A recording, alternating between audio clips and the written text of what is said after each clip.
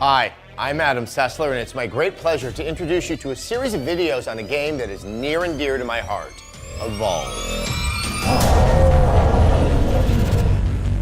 It's an asymmetric multiplayer game that pits 4 hunters of very distinct classes up against one monster that only gets bigger through the course of the match. And it may sound simple and elegant in concept, but turning it into a reality, that's a whole different story. It's a game that needs to be balanced, but the fundamentals of the game are imbalanced. I had the opportunity to sit down with the people at Turtle Rock Studios to get a better sense of what it means to build something like Evolve, something that you'll all get to experience with the Big Alpha.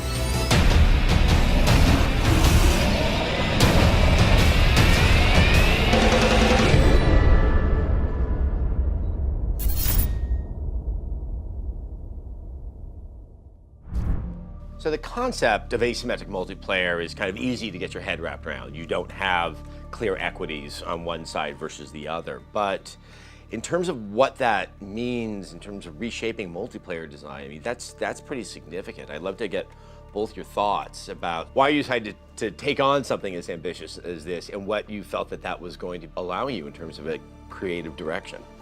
I think early on we didn't think about that really. We just thought about it would be great to be 4 hunters tracking this huge monster, and it would be great to be this big monster, right, fighting against these guys. So, you know, we didn't really think about sort of all the technical challenges and all the balance challenges and stuff like that. We just sort of wanted those 2 experiences, right? And it just so happened that it's kind of in the same game. There is something that is innately appealing about sort of not looking, I guess, at the other side and seeing kind of a reflection of myself, seeing something entirely different. I don't even know if I can put my finger on what's so appealing and exciting about that. 4 guys up against a giant monster, right? The 4 guys, you know, if you're on that team, you feel like the underdog, right? And then as the monster, yes, you're a big, powerful guy, but you're going up against 4 humans, right? So there's that aspect of, you know, you're also kind of the underdog from a different perspective. Nobody knows, and you can never map out all the ways in which these 2 things are going to be different, right? When it's very symmetrical and we know that we've got a medic on our team and they've got a medic on their team, we know how that can play out, right? But the fact that the monster is nothing like the hunters, you never know sort of moment to moment how those differences are going to work themselves out sort of as a problem. Yes, success doesn't seem to beget more success. I think you see that in a lot of multiplayer games where one team that gets an edge can kind of parlay that into a wider margin and a wider margin. And what I've noticed playing several matches is that you can feel really good about how you're doing, and that's kind of all for naught, maybe, you know, 5-10 minutes later, because fortunes can change so quickly. Yeah, we really made a conscious effort to make sure that you were never out. We've seen so many times in, you know, hundreds and hundreds of games where, you know, it was very clearly going to go this one way and you think it's going to go towards the monster's favor or whatever, and then something happens in the game. We always wanted that scenario of like feeling like, yeah, we might be down, but we can still win this. We can always come back.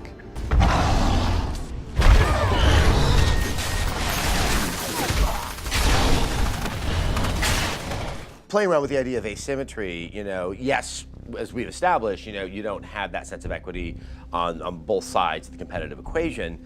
But in addition, you look at Kraken, you look at Goliath, there's not really much parity between those 2 as well. And then you start to add in, you know, the various hunters that are in the various classes, and then the options of the perks that you pick, both for your monster and your hunters.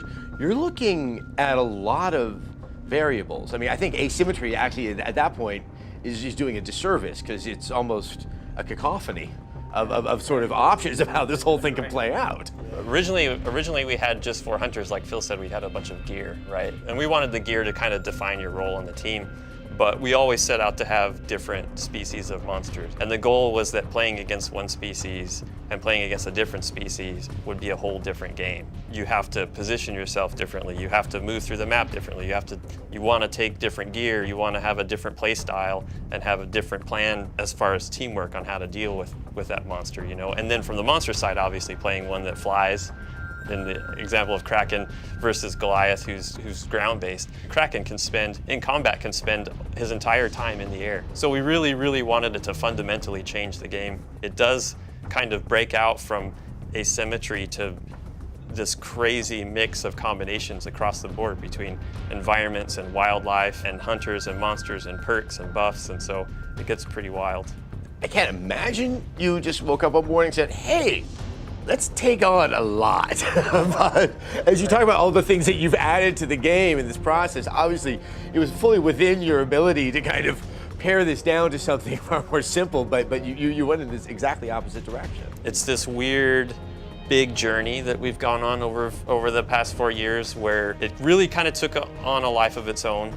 And we always kept steering it, make sure to keep steering it towards the ultimate goal and make sure it didn't go too far to the left or too far to the right. But it was this huge collaborative team process. The idea that we could have a game that hopefully 3 years from now, right, when you've bought some game and it let you down, it didn't live up to your expectations, you can always be like, you know what, I'm gonna play Evolve because goddamn that game's still fun.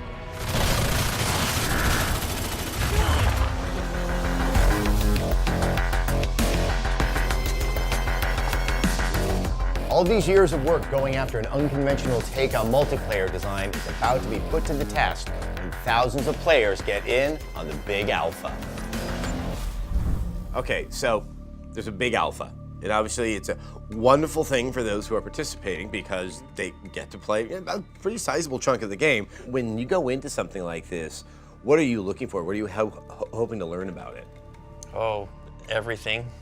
Yeah, so it's just low. It's the whole modest gamut. expectations. I mean, we have 90 people at Turtle Rock Studios right now, and we've got 2K helping out. But really, that's kind of quite a small player pool, and we know that there's a lot more ways to play the game. It's going to be interesting because we have Kraken and Goliath in this one. So, what's the win-loss ratio? Is it going to be comparable between Goliath and Kraken? We just know that no matter how many games we play, there will probably be more games played in the first day of this big alpha than have been played ever in the history of Evolve. And then there's also just player feedback, what things did they like, what things did they not like. It's interesting to see, actually essential to see that when you get 100,000 people playing it, do the telemetry numbers stay consistent with what we're seeing? And we know we're not going to get it all right. We know that we're going to come out of this with a lot of notes and needing to make a lot of adjustments. Let's go through some of the stuff that is available so that people sort of know what to try out and to try out enough of a variety that you guys can actually get the data. As you said, both Goliath and Kraken are available. Is that just something where the player can just jump in and say, okay, I'm going to play Goliath or I'm going to play Kraken? How are they going to be able to select or going to have the opportunity to play the monster? What we're going to be doing is really simulating as well as we can right now the release of the game. So, we always knew that Kraken flying around is a little bit more challenging than running around on the ground. We felt like we didn't want people to try to learn Kraken and learn how to be a monster at the same time. Goliath is the one who's more straightforward. He does all the monstery things you'd expect, but he's a lot of brute force, and that fits really well with your first experience, your first go as a monster player. So you'll have to play Goliath first, and you'll have to successfully use the different abilities. It's like your mom saying, you have to, I know maybe you don't like peas, you gotta try it first. Try everything on your plate at least before you move on to the next character. I will say, Goliath, far tastier than peas. I can say that with a fair amount of confidence. I like peas. What are some sort of key pieces of advice for maybe those first 2 or 3 matches when people are definitely still babes in the woods? Yeah, generally the bigger something is, the scarier, the more powerful it is. So make sure it's a monster before you shoot it. You want to kind of stay together. I mean, if a guy runs off by himself and trips and falls into a mega mouth, if his buddies aren't there, obviously, that he's going to get swallowed whole. And something that I think that people don't, it takes people a while to figure out is that initially they're just following the tracks, but you have to realize that the monster moves more quickly than you do, right? So if you're exactly following those tracks, you'll never catch up. You'll never catch up. And so what you have to start doing is kind of anticipating and shortcutting and figuring out he's going this direction, so I'm going to go this direction, and we're going to try to head him off at the pass. How does it feel to kind of do a preview introduction of this baby that you've been working on for so long? I mean, obviously there's some wonderful information to get, but You know, it must be sort of a complex moment for you guys.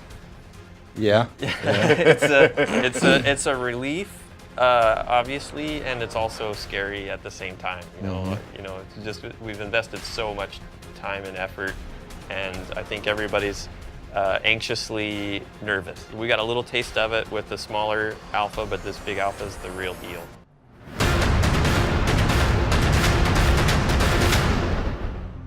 Our first version of Goliath was actually called Scorpion, and it was more like a giant crab. And so we had like these, you had these big claws on the side of the screen, and Looked kind of dopey. and they looked pretty bad. When you started, did you foresee what it is now? The game has changed so much. The overall idea is what we all thought it would be, but the details were not.